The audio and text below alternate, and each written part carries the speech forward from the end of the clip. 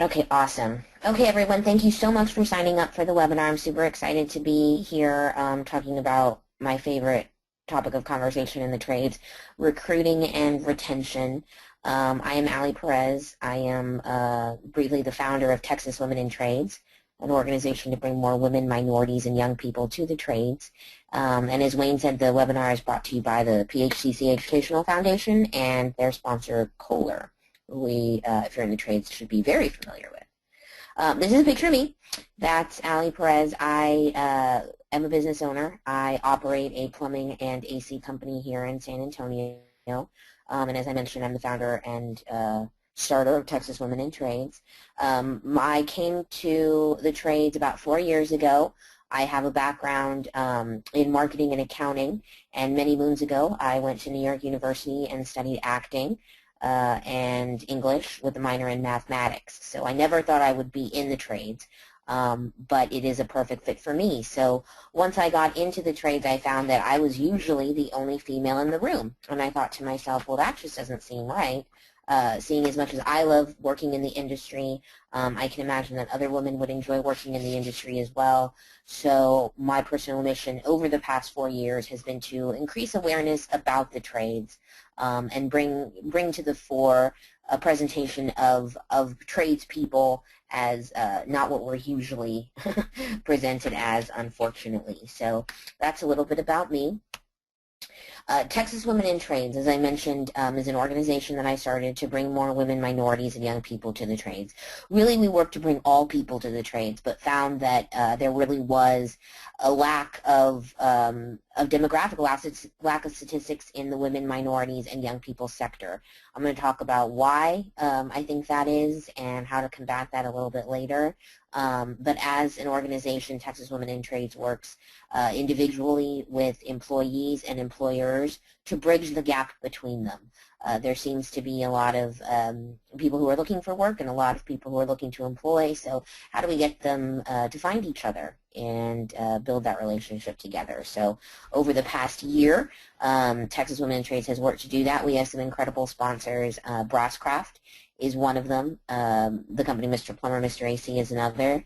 Mechanicalhub.com, which is a mechanical resource, online resource with blogs and information and products and all kinds of good articles, and REC Industries, which is a contractor again here in Texas. So we have members all across the state, and we are the forefront of the National Trades Initiative, a nonprofit organization that I've started to kind of solve this problem of not having enough skilled workers.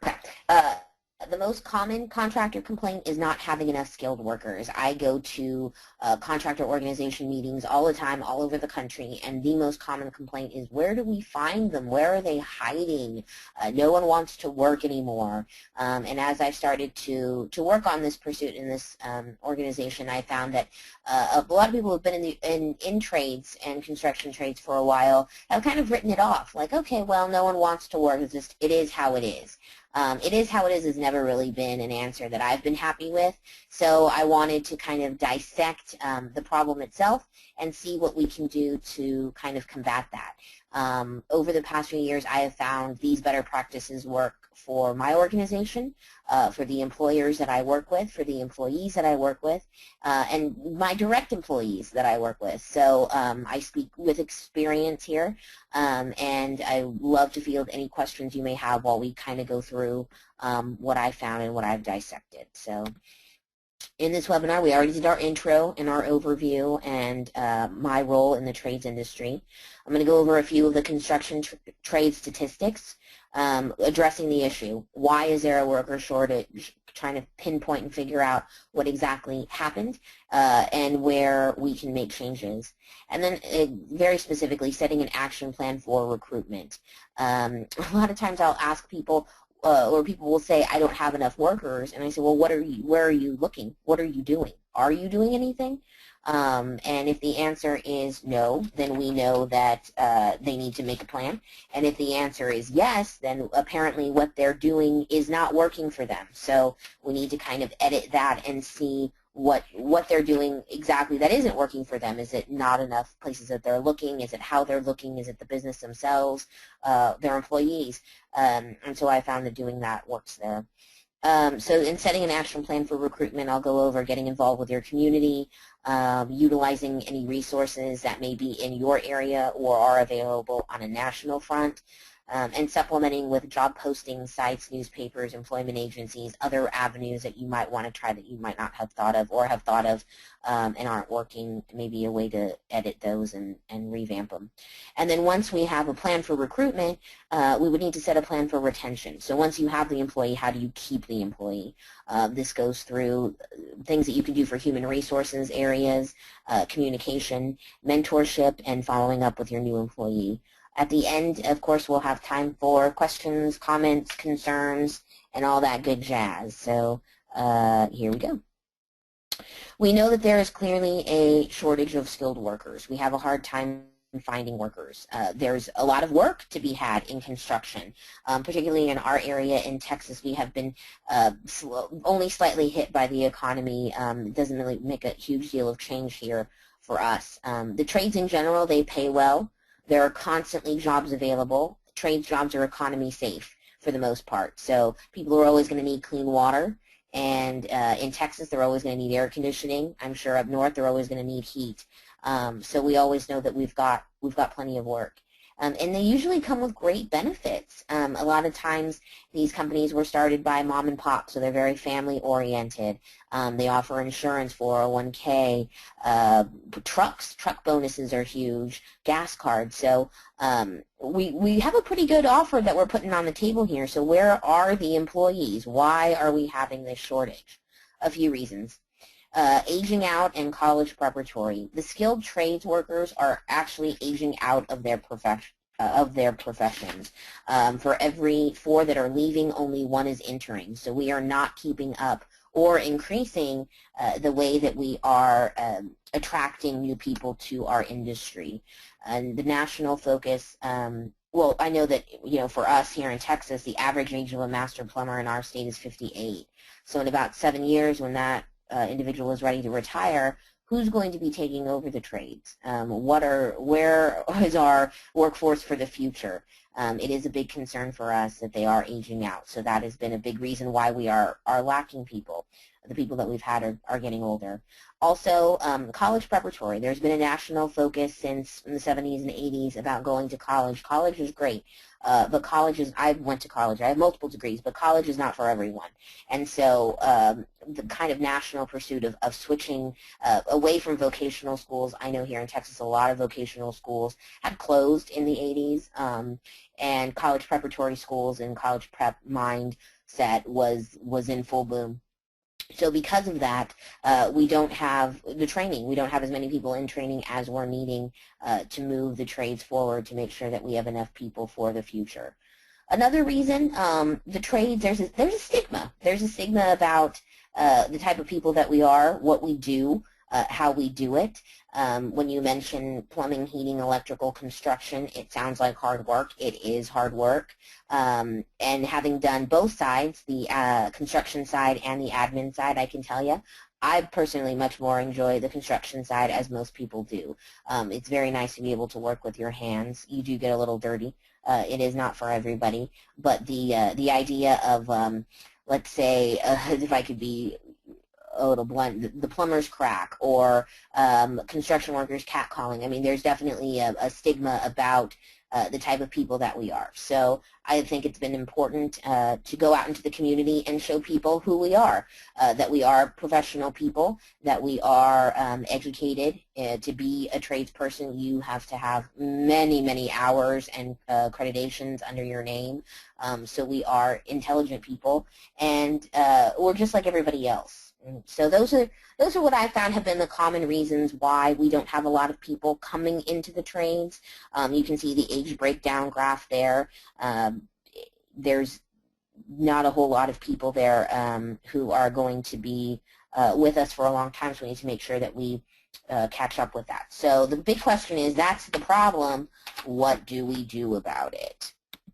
So that's how we set an action plan for recruitment. You can talk about it, and goals are really great to talk about, but they are a lot harder to visualize when they're not written down. So I'm a big proponent of writing down your goals, writing down your plans of action, revisiting that plan, tweaking or editing, not being afraid to have something on paper and to rewrite it, to use your eraser. To gauge the success of the plan and the results. So I'm going to get a little bit more into detail about how you gauge the success of the plan and how you can track results. I have found that getting involved in your community is the biggest portion of recruiting good people into your business. Where do you start? Well, I started with schools. I probably go to about 10 to 20 career fairs in any given year or any given school year, and that's about average for me. I go anywhere to elementary schools, middle schools, high schools, career fairs in all of those age groups, and I talk to the kids about the process of being a plumber, being an HVAC technician, what the trades means, financially what it can do for them. And while a lot of them aren't worried about insurance packages or supporting a family right now, it's definitely a seed that we hope to plant in their little brains so when it is time for them to think about what courses they want to take to start planning their future, they have this little germ in the back of their mind that I really like science, maybe I should look into plumbing, heating, HVAC, construction trades. Career fairs all across the city, not just school-oriented, but career fairs all across the city are great to go to and to attend. A lot of times you can sign up on your city's commerce page to see what meetings and activities are going to be going on. If it has anything to do with trades or young people, you definitely want to make sure that you go to that. There are trade expos and conventions. We have maybe 10 huge conventions here a year. We make it a point to, if you're not going to sponsor or get a table, which you can do, it has good benefits. You get a lot of interested applicants in there. You should at least attend and make it a point to talk to the people there, talk to the people who are in charge of the convention, let them know who you are, let them know what you're doing, and be a good contact for your company. Job fairs are another one. This is pretty common, pretty basic, pretty simple. Go to a job fair to find employees. But when you're doing these things, make it a point to wherever you're going, whether it's a school or a school district, establish a relationship with your primary contact person. Particularly with schools, you might want to ask your employees. Maybe you have kids in school. I'd start there. Ask them when their career days are. You could send an email to the district letting them know who you are. Hey, I'm a trades professional, and I'd like to volunteer for any career day activities that you may have. When I did that one year, I had over 30 responses. So while I'd love to go to all 30, I couldn't do that, but I think I went to about 20 or 25. But that's kind of how you get started with that. All of those students are potential customers and potential employees, so it's twofold for you. You want to make sure that you bring fun stuff with you, but I'll get into the presentation in a little bit more about that. And then whatever your plan is, wherever you plan to get involved in your community, if you're going to do 1, 2, 3, or all 4 or 5 of these, the key is to stay consistent and be persistent. A lot of times people aren't as good as we are and don't have as great follow-through. You want to make sure that you're following up. If you haven't heard from them in 3 days, 4 days, 5 days a week, you want to follow up and say, hey, I sent an email letting you know that I was a trade professional interested in career days at schools. Are you needing someone? Are you not interested? Call them. You know, make it more than an email, but definitely follow up and follow through. While it's a priority for you to get out there into your community, it may not be a priority for other people to get you out there, so you kind of have to be the forefront and the forerunner of this pursuit for yourself. So that was some great advice I had gotten ages and ages ago when I first started in marketing. Stay consistent and be persistent. And keep talking to them until they tell you no. Your presentation itself. So what do you do when you actually go to these career days and these career fairs and job expos? You, of course, want to have your presentation. as obviously as professionals in the trade, we've got our 30-second elevator speech. I would always start with that. Get them teased, get them informed, show them a little bit about what you're doing. The photo there is actually a picture of me at a elementary school, and it's fun to work with kids, I'll tell you, because when you go in and you tell them that you're a plumber, they start out by thinking that you work with poop, and by the end, by the time that you leave, they realize that plumbing has a lot more to do with water and water control and water safety. So they're like little sponges, and they want to take this information. So that's a good way to kind of change the perception of who we are and how we work. But it is good to have a PowerPoint presentation ready and available. Not all schools will have this type of technology available, but a lot of them do use it. A PowerPoint presentation is a lot of fun. Put things about yourself, put pictures of your kids, your dogs, show them that you are a human being, a normal person who has the potential to make a good deal of money because of the industry and the trade that you're in. You can see me holding my license there. I have a copy of my apprentice license. I am an apprentice plumber. I will be taking my journeyman test within a year or so, so I'm very excited about that. But I let them see it. I pass it around. They ask questions about it, and lots of visuals, lots of visuals. Talk about what you do on a daily basis. Now, you don't want to say, get up in the morning, brush my teeth, have a cup of coffee, stop for some tacos. That's not what they want to hear. They want to hear about the houses that you're going into, the experiences that you see. Have you done any work in any commercial areas that they might have known? In our city, we have a lot of theme parks. We have SeaWorld and Six Flags and zoos and all of those things. If you do work there, they want to know about it. That gets them interested. Pictures. If you have any pictures of some crazy job sites or some extraordinary people that you work with, you want to make sure that you show them that we do have fun on the job. We get to go play outside and play in the dirt, and that's a lot of fun for a lot of people. So I particularly like to illustrate to them that that's the type of our day-to-day. Be very honest. They are kids and they will hold you to it. So you want to make sure that you give them a very honest portrayal of what it's like. So I never say that it's easy, because it's not.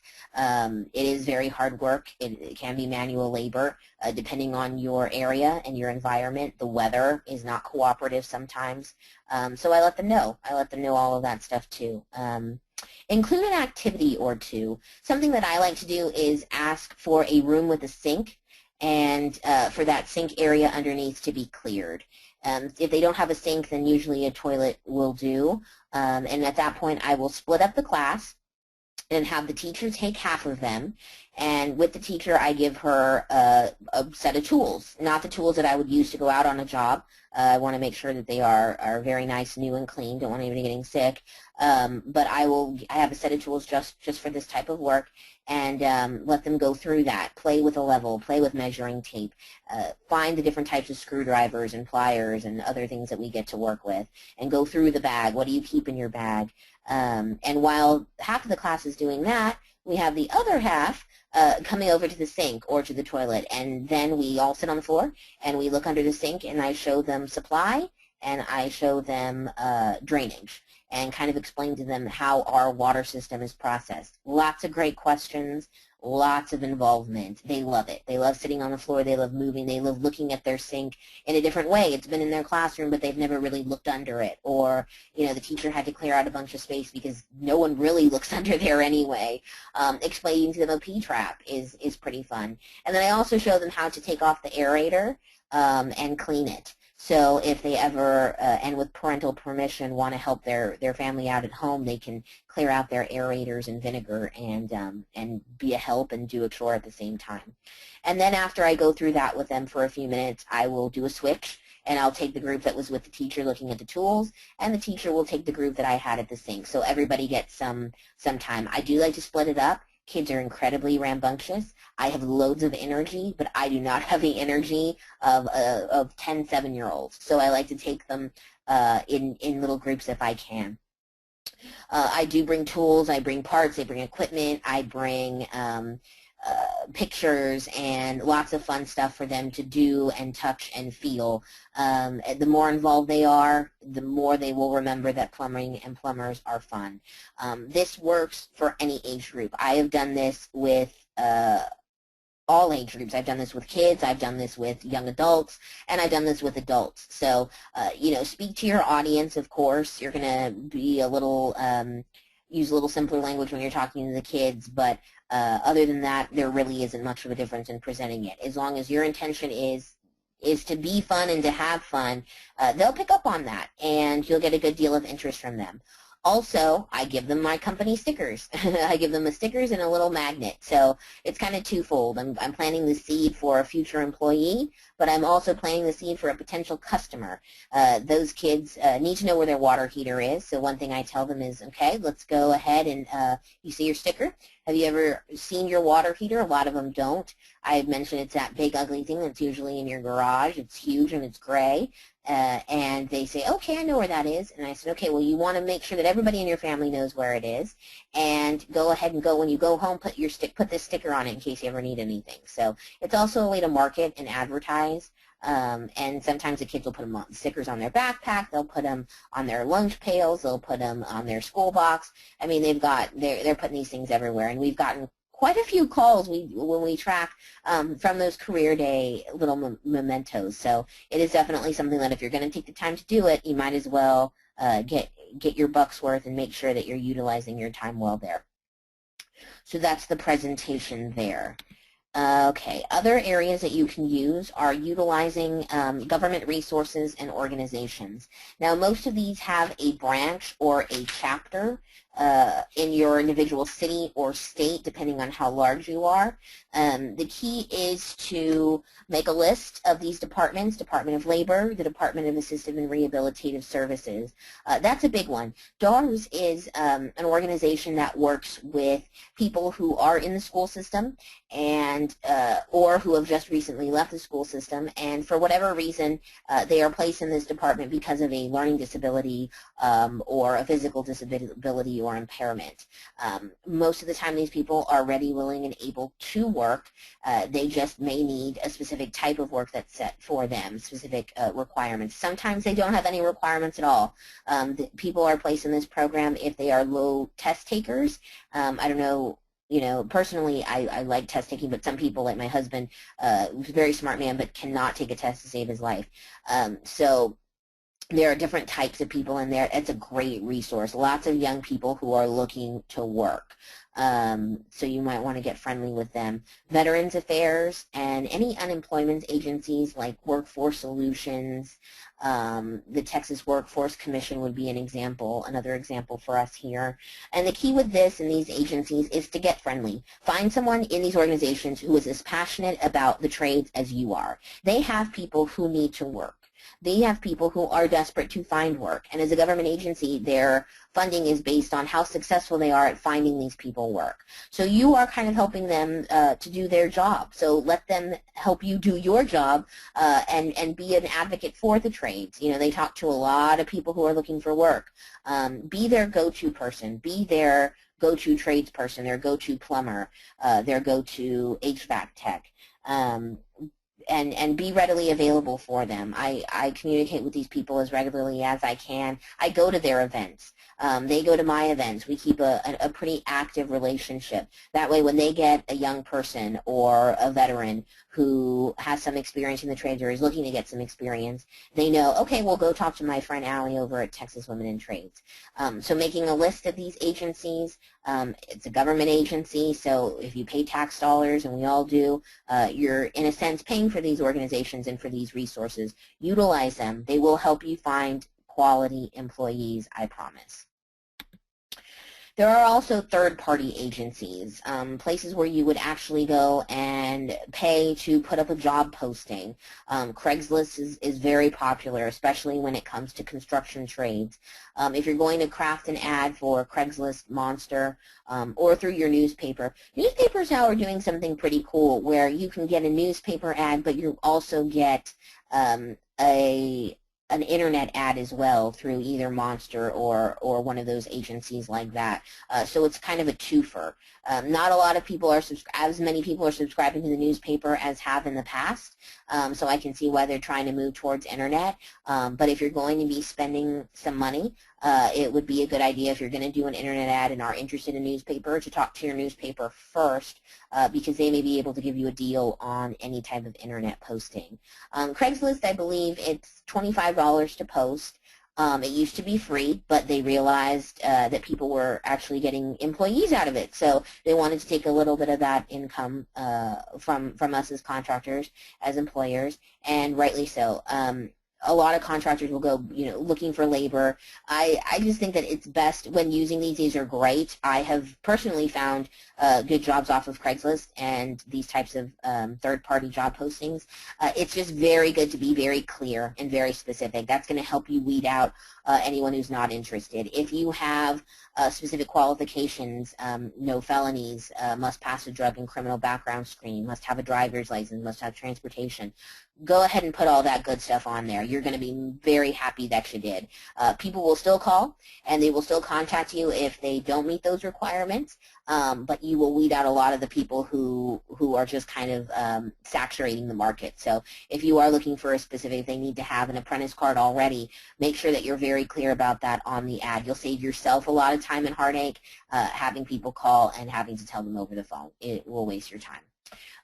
Organizations. There are organizations like myself, Texas Women in Trades, and other organizations across the country, women's organizations, trades organizations like the PHCC, like TWIT, and they are ready, willing, and able to help you find employees or to help you as an employer do the most that you can by having webinars like this or by being able to talk to you one-on-one about what you're doing in your action plan.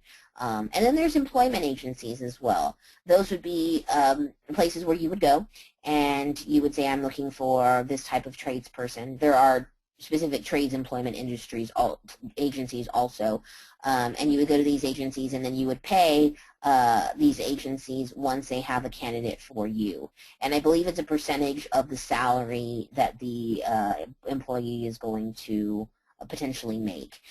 So those employment agencies are an option. They can be more expensive than a job posting would be, but they also are going to give you a higher level of I don't want to say of employee, but of the employee's background. A lot of times they do initial screening for you. They'll do a background check. They'll do a basic skills test or a drug screen. So you're there again weeding out those people who do not meet your criteria. So as I mentioned, you may pay a little bit more, but you're getting more service in return also for that. Okay. The next area, trades educators. There are trades programs at most community colleges in your area. Trades, which is a good thing to get to know the people at your community colleges, particularly in the trades programs. Send them an email. Give them a letter, drop by their office, let them know who you are and what you're trying to do. You're trying to spread awareness of the trades, and you're trying to potentially find employees. So they've got students who are graduating. They've got trained students who are graduating. So it's always a good idea to let these people know that you're looking. So when these people are looking for work, you're one of their first go-tos. Go see my friend Allie at. Trade schools, there's Everest Institute, ITT Tech, NTI, UTI. There's a number of trade schools that are not related to a community college that just work on their own private institutions that have students that are going to be graduating and are looking for employment.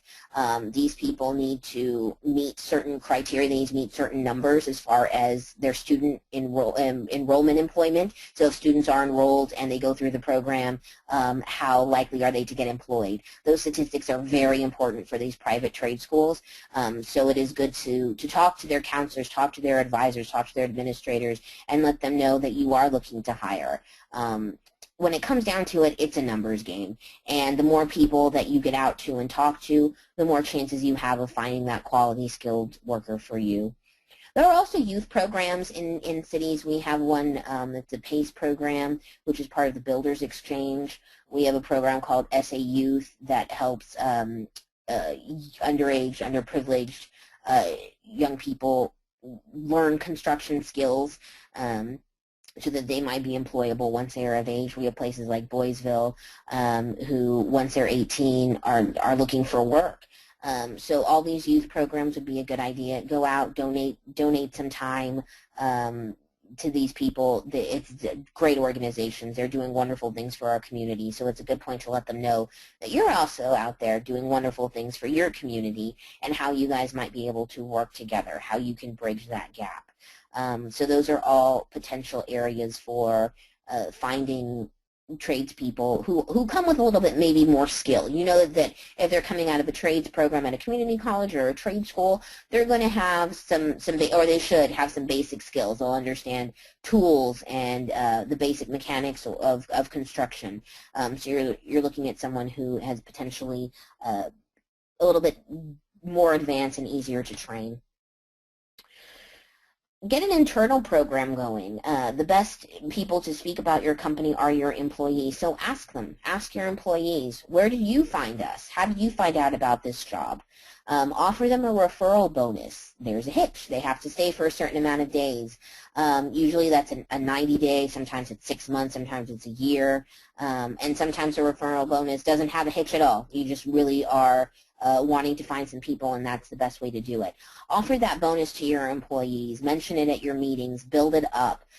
Your employees are wonderful advocates. If they're content with you, they are going to sing it across the mountainside that they love their job and they love what they do. So get them involved in it as well. It's also nice for them to be a part of that, to be a part of the company, to be a part of the big picture process. Also going to want to let your client database know, your customers that you go to and service, the people that you provide plumbing, heating, electrical for. Let them know that you're looking for skilled workers, and let them know that you can offer them certain perks and bonuses, discounted services that you provide them for helping you find or for a referral of a job applicant. Gift cards are fun to give away. A lot of times clients like those discounted services, though. They like to know that they have some service waiting for them. And it's also good for your business, so it's twofold. You get a potential applicant, and you have a client who's going to be using your services because they have a coupon for it. So it's kind of serving multiple purposes for you. But an internal program is very important. Utilize your employees, utilize your client database. Let them know that you're constantly looking for employees. The employment search should be 24/7, 365. You should constantly be looking for people. It is a numbers game, so to find those higher level skilled workers, you are going to have to reach out to more people. So getting to know these people who you know very well, getting them to help advocate for finding employees for your business is a great idea. The recruitment action plan, the actual plan of it all. You have to have multiple streams of recruitment. Like with your business, you need to have multiple streams of revenue. You need to have multiple streams of recruitment. You need to have multiple ideas. You need to be looking in your community. You need to be going out to career fairs. You need to be talking to organizations. You need to be doing an internal program with your employees to get the number of applicants that you're looking for so you can really weed through them and find the people who meet your qualifications. Set a realistic goal for yourself. Okay, so if you expect to make one applicant through your employee referral bonus program over the next 3 months, make that a realistic goal and then work every day towards that goal. Break that goal down. See what you need to do, see who you need to bring in, what plans you need to set into place to achieve that. And then evaluate your system quarterly. So once you've decided what streams of recruitment you're going to do and you break down how much it costs, because that's very important to people, you want to make sure that you're getting a return on that investment. So as I mentioned earlier, I usually ask people when they complain if they can find workers, are you looking? And if they say yes, then where are you looking? And how are you looking? Because whatever you're doing is not working. So don't let a year go by, putting an action plan into place and not reevaluating it. Make sure that the system works. You're going to have to evaluate that at least quarterly. When you're getting going, you might want to look at that every week, every couple of weeks, and make changes as needed. You know, if you've tried Craigslist and that doesn't work for you at all, you were not happy with it, don't continue to pay for something that's not working for you. Try another avenue, try another route. Don't just drop it, though. You may want to make sure that you have another stream of recruitment in place. So whether that's trying Monster or going to a newspaper, you want to make sure that you don't just drop that stream. You want to keep it going. You want to do at least 3 to 5 of those streams to make sure you're getting in the type of people and the clientele that you're looking to get in and talk to. Setting an action plan for retention, very, very important. Why is this so important? Because it's going to cost you some money to find these people. You want to make sure that you're going to be able to keep these people. So let's see here. You want to make sure that you,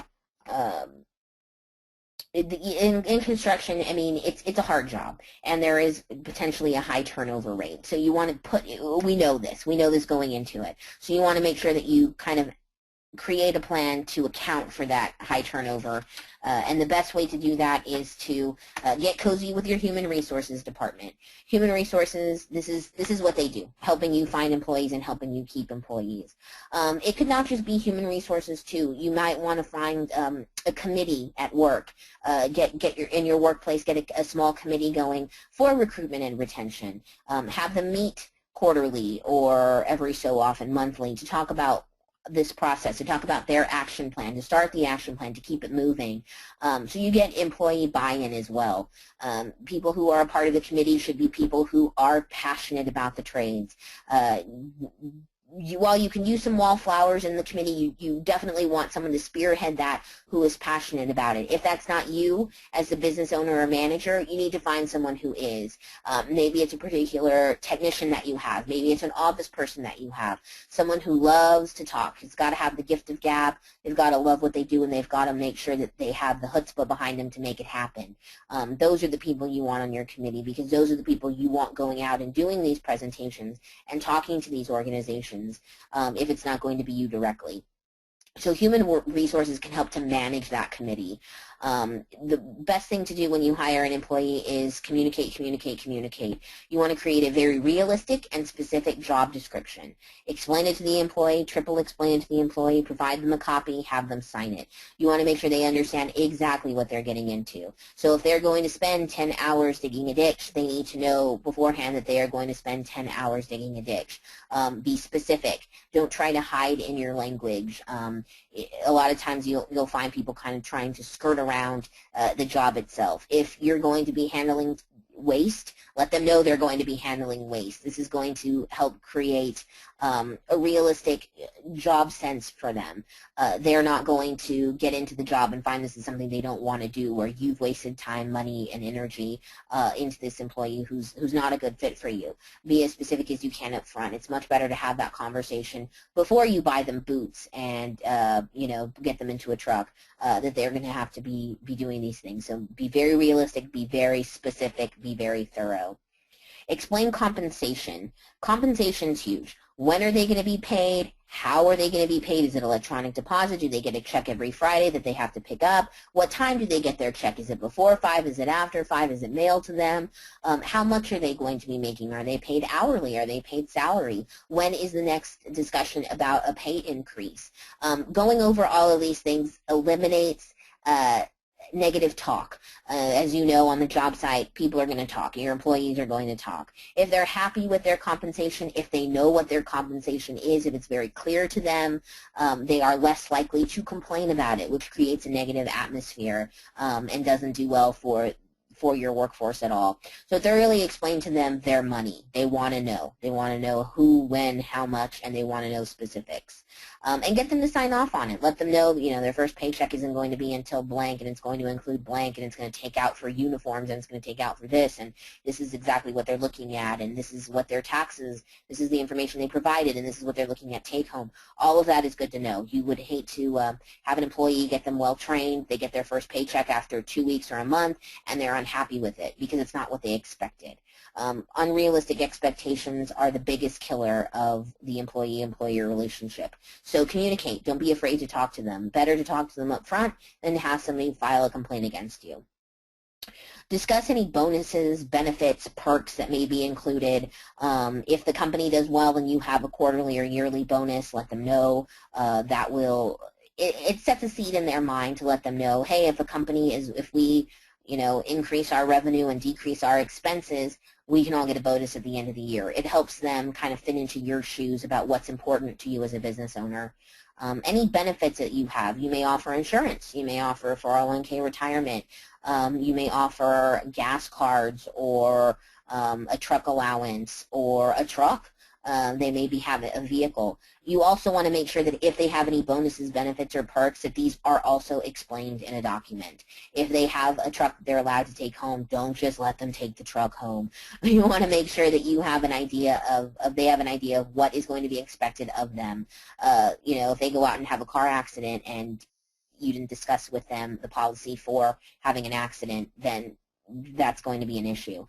So in order to retain your employees, you want to make sure that you are very clear with them and discuss everything that's going to be related to the job up front. There are some things that you won't know, and you should tell them that too. There are going to be things in the job that will come up that we may not have accounted for. Let us know. Let us know how you handle it. Let us know what we can do to handle it better on our end. Communication, communication. If they feel like they can't talk to you, they're going to talk about you. So you might as well create from the beginning a good sense of communication both ways. Also, by looking at all this, they'll say, hey, my employer is responsible, they are clear, they're professional, and they are interested in me as an employee. So that's going to motivate them to be happy in their job and to talk about how happy they are in their job with other people to try and get more people to work for you. It's also good to establish a meeting time to review their job performance and allow them to ask questions.